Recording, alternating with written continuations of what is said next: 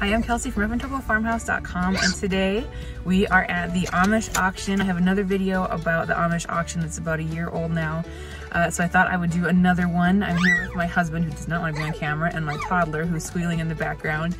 It is a rainy day today, so there's not a lot of people here, so as long as we can kind of withstand the rain, we might get some really good deals today. Just like the last time I filmed this video, I want to be really respectful of...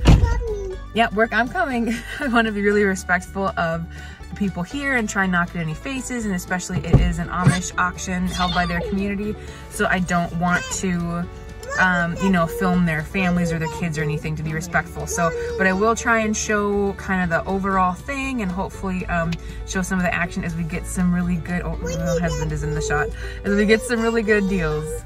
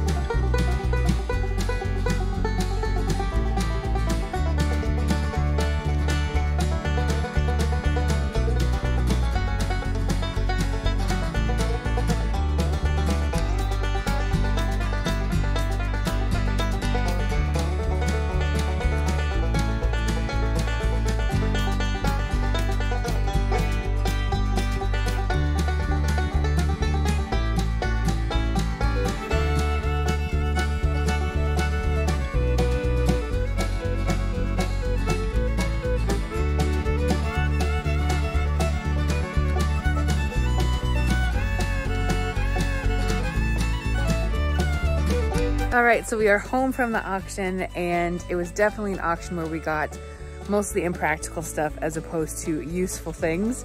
Hopefully you got a little bit of a taste for it there. We actually had to, they stopped a lot of the auction process for a while because the lightning was so bad, and we're all out in the middle of a huge field, and everyone's got umbrellas, and there's like trees on the outside edge, shepherd's poles that are stuck into the ground. Like, this is such a lightning hazard. So I was really glad actually that we they stopped things for a while. But I'll show you what we got. We ended up spending about $100. Well, I'll say I spent about $14. My husband, on the other hand, he went a little more crazy than I did, but I'll show you the things that we got and let you know what we spent.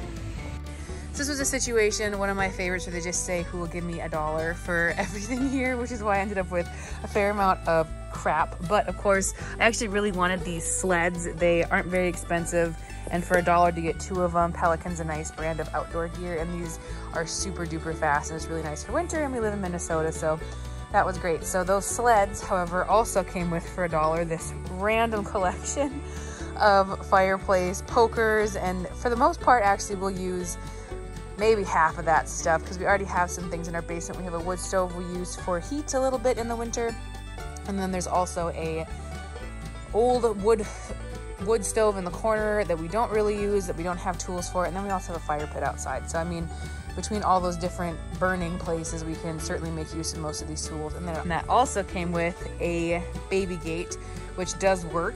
Actually, it works just fine, and a person can always use an extra baby gate. On a farm, you always find places where you just need to make a little barrier for baby goats or something. So yeah, so for $1, all that stuff, I mean, kind of junky, but not terrible. Next, my husband was mortified that I bought this, But I think it's just so whimsical and fun, and with some different paint on it, I think, and a perennial bed, that this goofy little mushroom thing is actually kind of cool. And it was $5, so you know what? Whatever, he can be cranky. I'm gonna fix it up a little bit and put it in the garden. I think it'll be funny and pretty.